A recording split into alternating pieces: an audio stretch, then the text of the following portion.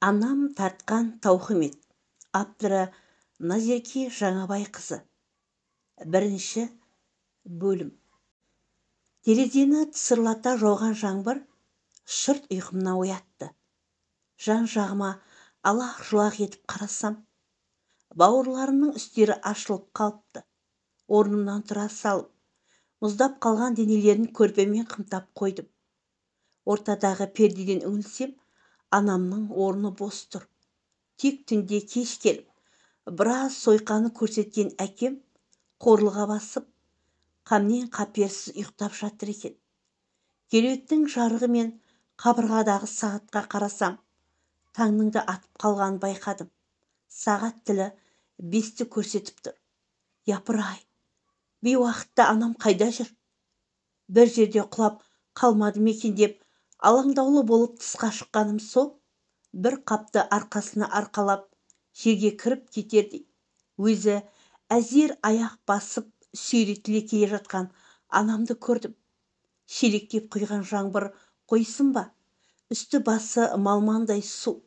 Бір қап етіп арқалағаны көмір екен. Оған су тиіп, онан сайын ауырлай түскен. Жаным-ау, ақшешем. Мамау, қайдан жүрсің? Не әкелесің көтеріп дегенімде, жанына барып, қапты түсіруге көмектестім. Көмектестім дегенім аты ғана болмаса, септігім тигені шамалы ғана. Қапты жерге қойғаны сол. Менім-ай, деп терең күрсінді. Сонда шешем, біздің үйден тысқары сонау 3 көше алыс жатқан ауруханадан көмір әкеліпті. Ол жердің күзетшісі болып істейтін көке, анамның руласы, алыс ағайын туысы екен. Кейін анам әкелген көмірді мұздап қалған ошаққа тезек үстінен салып, от жаққаны сол, пеш лаулап жана кетті. Манағы мұздап тұрған үй іші анам келген соң ба, әлде от жаққан соң ба, әйтеуір жылып сала берді. Шешем жарықтық, малман болған үстін ауыстырып, пеш мойнына киімдерін жайып қойды. Әлден уақытта шәугім ысылдап сала берді. Қайнаған соң анама ыстық шай демдеп бердім. Терлеп ішпесе де бойы жылынды. Қазір 5-ші сыныпта оқимын. Менен кейінгі бауырларым кішкентай. Менен кейін Гаухартас, Асылтас, Дария есімді 3 сіңілім, ең кенжелері Мансұр мен Арнұр есімді егіз інілерім бар. Егіздердің жасы 3-тен асып 4-ке таяған. Біздің күйбең тіршілік осылай өтіп жатыр. 5-ші сыныпта оқыған мен ойым одан зерек болды. Қатарластарым қуыршақтарын тастай алмай, әлі де балалықтарынан арыла алмай жүрсе, мен балалығымнан баяғыда қоштасып қойғамын. Несін айтам? Шешемді әкем ұл тумадың деп талай төбелем ұрғаны көріп өстім ғой. Ұл туатын қатын алам деп, ой, талай әлекке салды емес пе? Ал кейін бір емес, қос ұл туып бергенде шешемді қарық қылды ма? Ұл тумадың деген жай ғана сылтау екен ғой сонда. Қазір ойлап қарасам, расында да анамның көрмеген азабы қалмапты. Есімде қатты қалған, жүрегімді сыздатып, уайымға салған мына бір оқиға болды. Тіпті әлі есіме алғым келмейді. Менен кейінгі сіңілім Гаухартас 4-ші сыныпта оқитын. Сол күні егіздерге қарайтын адам болмай, мен сабақтан қалып қойған едім. Әйтпегенде екеуміз бірге барып, бірге келетінбіз. Кеш қарайып бастады. Гаухартастың келер уағынан асып кетті. Мен алаң қаға бастадым. Анам болса ауылдағы той-томалақта ыдыс жуып, жиып-жинастырып, нәпақасын тауып келеді. Бүгінде жұмыста болған күндегідей. Ал әкемнің бейхабармын, жұмыста кеткенін, әлде басқа жақта екенін білмеймін. Содан не керек? Қараңғы қоюланып түсе бастады. Енді не істеймін? Күн болса суытып, қаһарлы қыс жақындап қалған. Кейінгі 2 сіңілім кішкентай, бірі суықтап ауырып жатыр. Егіздер бар болса да, бұларды тастап сыртқа шығып іздей алмаймын. 2 көзім 4 болып, есік күзетіп отырсам, анам кіріп келді ішке. Қолында пакеті. сол той-томалақтан қалған құтқанды сыпырып сиырып үйге алып келеді. Бұл жолы оған қарайтын шама болмады. Мама, Гауһартас әлі келмеді. Жағдайдан хабардар болған анам кірген есіктен қайта тез шықты. Арада біраз уақыт өтіп, анам мен Гауһартас ішке кіріп келді ақыры. Сіңілімнің түрінде түр жоқ. Таяқ жеген, бет аузы быт-шыт қала берді. Күртешесі қан жыртылған. Екеуі де ішке жылап кірді. Сөйтсем, байғұс кіп-кішкентай Гауһартасым көшедегі алқаштардың құрбаны бола жаздапты. Әлде де анам барып қалған екен. Соның өзінде түрі мынау. Ал мұндай қиянат жасаған адамның кім екенін білгенде аспан айналып жерге түсті. Екеуінен не болды деп сұрауға дәтім бармады. Дереу ішке жүгіріп кіріп, сіңілім ауыстыратын киім алып келдім. Тазикпен жылы суды құманға дайындап, қан жоса болған бетін жуып әлекпін. Ал шешем үстіндегі сырт киім шешуге мұршасы келмей, пештің жанына сұлқ түсіп отыра кетті.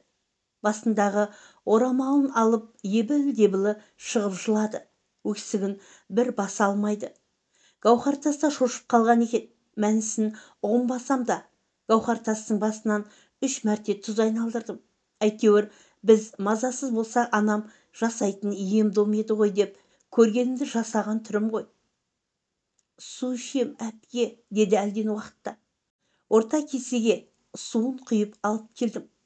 Анамды да жұбатпақ болып жанына барғанымда, ботам, қызым, мен өз-өзіме келіп алайын, уақыт берші, деді. Бауырларыма мана анашым әкелген пакеттегі тамақпен, тәттілермен шай бердік. Біздер сонда жоқшылық па екенін білмеймін. Тістелген кәмпит бар ма, колбаса бар ма, жартылай қалған самса болса да таза ғой, мамам әкелді deyip жей беретінбіз. Анамызға ешқашан өкпелемедік. Жұрттан қалған тамақты жесек те, оның өзін анашым еңбекпен әкеліп жүр ғой деп намыстанбай жейтінбіз. Басқа амалы бар ма? Кезінде өзі де жоқшылық көріп өскен, әке-шешесі оқу оқытпаған анамызға біз нендей өкпе артамыз. Жақсы жұмыстарға бізді тастап кете алмайтын білетін едік. Бауырларымды тойдырып, бәрінде төсектеріне жайғастырып ұйықтаттым. Мамам келмеген соң, көрейін деп барсам, үйдегі қыстай есігі жабулы тұратын салқын тамда отырғанын аңғардым. Есіктің саңлауына зер салып едім. Жерде жаюлы тұрған намаз үстінде жылап отырғанын көрдім.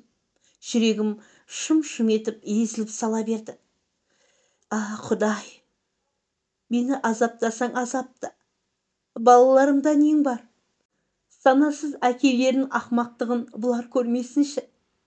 Әкесіз өспесін, жетім деген атқа қалмасын деп мен бейбақ көніп жүрсем. Әкеден садаға кеткірдің, перзенттерінен ләззат іздеп жүргенін қайдан білейін деп күрсініп жылағанда, бүгін не болғанын айтқызбай ұқтым. Я Құдай, сәл кешіксе не болар еді? Қызымды зорлықпен өз әкесі өлтіретін ба еді? Бұл азапты неге көрсеттің маған? Айтшы, Раббым, сенен алтын, мен жақыт сұрадым ба? Бар болғаны, балаларым аман жүрсінші деп едім. Елдің итке тойып тастайтын асын іріктеп, мені күтіп аш отыратын балаларыма әкеліп беремін.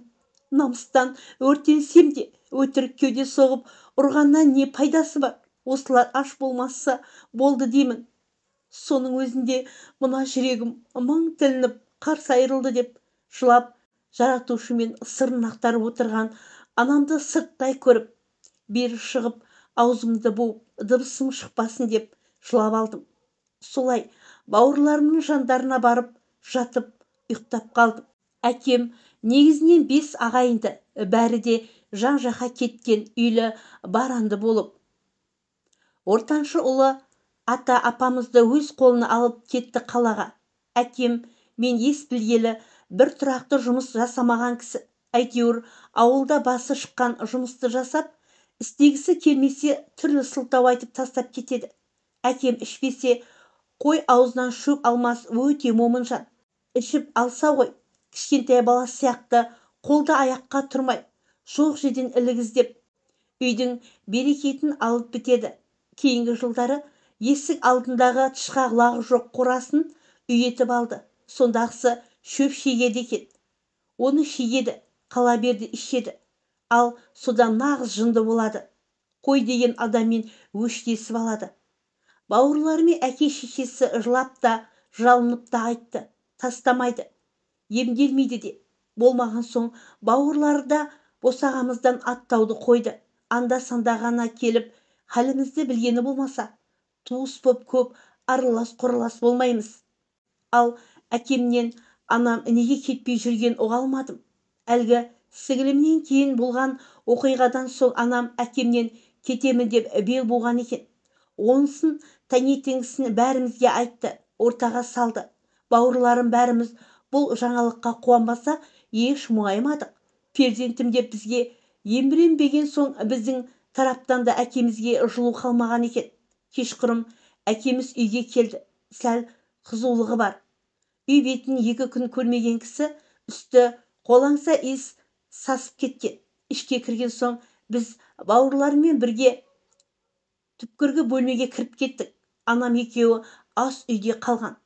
Шамалы уақыттан соң қатты дауыстан шошып тұрдым. Екеуі жанжалдасып жатыр.